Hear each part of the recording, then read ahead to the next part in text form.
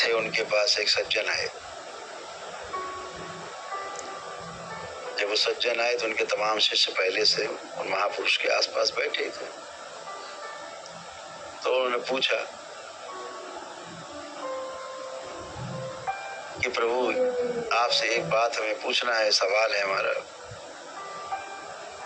बताइए। उन्होंने कहा क्या ईश्वर होता है?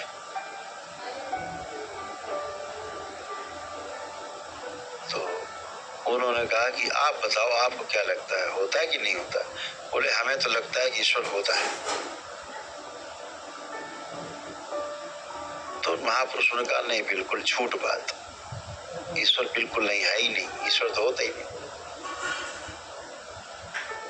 बोले फिर? बोले होता ही नहीं। बोले हम देखते हैं कैसे भी होता है, ढूंढेंगे। चले गए।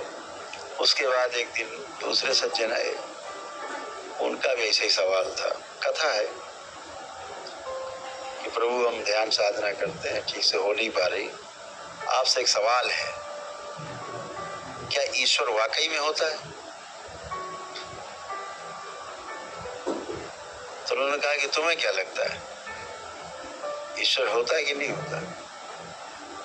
उनका नहीं, हमें तो लगता है कि ईश्वर तो होता है नहीं, होता ही नहीं। बोले बिल्कुल गलत, ईश्वर तो है।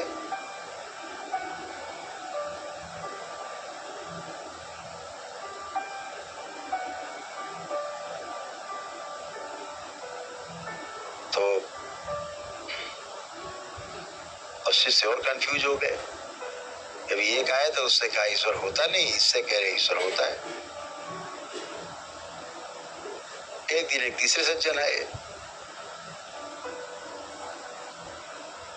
उन्होंने पूछा यही प्रश्न, प्रभु हम जानना चाहते हैं ईश्वर होता है कि नहीं होता, हम आपसे सुनना चाहते हैं। बोले तुम्हारी कैसी राय है? बोले हम तो बड़ा कंफ्यूज है, पता नहीं, कभी लगता है कभी लगता नहीं है। तो महाराज जी उठे और अपना कुटिया के अंदर चले गए, कोई जवाब ही नहीं दिया।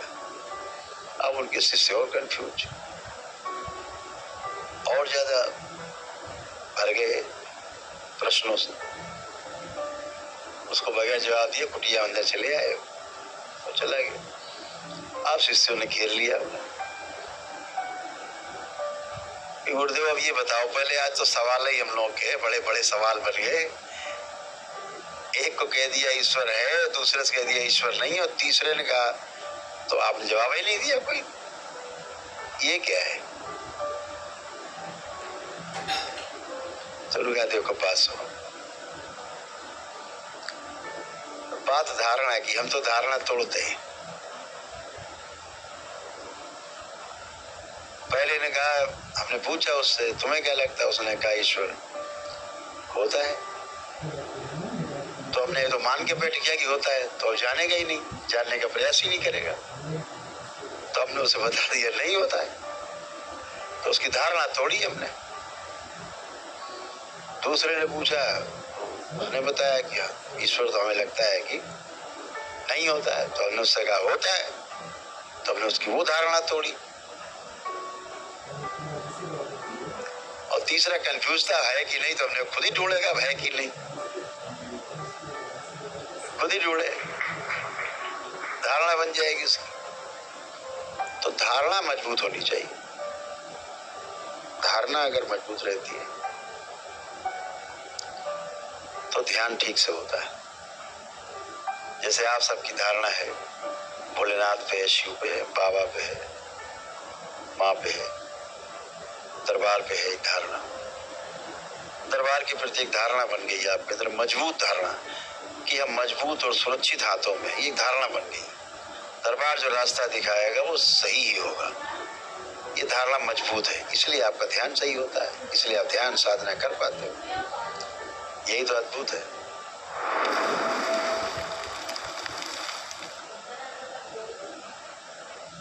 तो बोलिए सत्यदेव भगवान की जय, गुरु माता की जय, भगवान भोलेनाथ की जय, माता कामाख्या की जय, सभी संतों की, गौ माता की, बोलिए सच्चे दरबार की, करौली शंकर महादेव धाम की, गंगा मैया की, हर हर।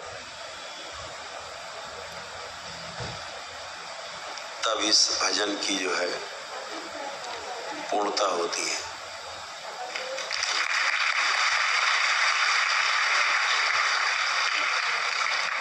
और जब ये भजन अंदर चलने लगता है अनवरत, तो फिर किसी की भी अंदर प्रवेश करने की जगह नहीं बचती है।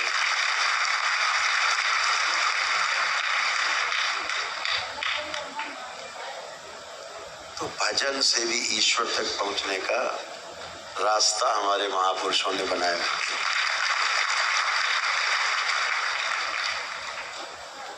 दूसरे शब्दों में कहें,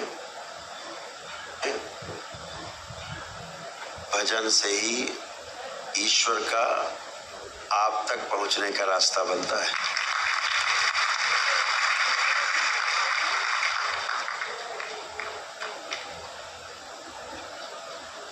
तो भजन चलते रहना चाहिए।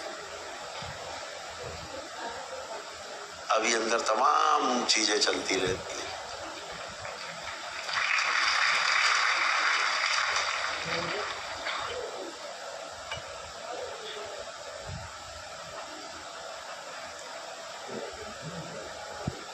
आज बहुत शुभ घड़ी है। पूर्णिमा के विशेष अवसर पर बाबा के तमाम जो शिष्य हैं वो आज पहली बार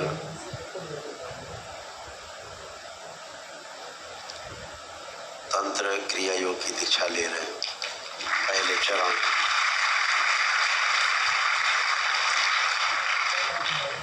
चरण में प्रवेश ले रहे हैं।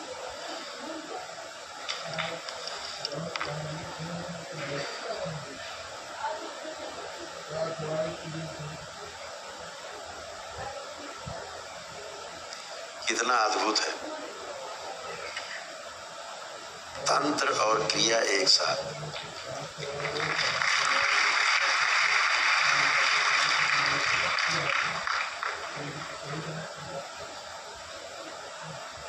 फिर कहा गया योग, तंत्र क्रिया योग,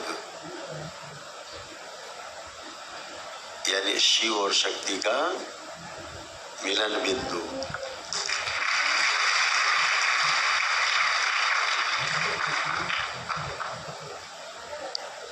व्यवस्था भी है और व्यवस्था क्रिया के रूप में दिखाई भी दे रही है, आचरण के रूप में प्रमाणित हो रही है।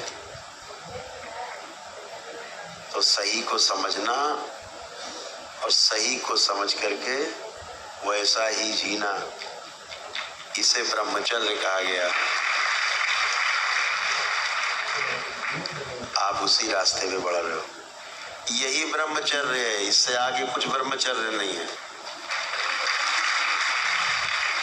बाकी सब ढकोसलेबाजी,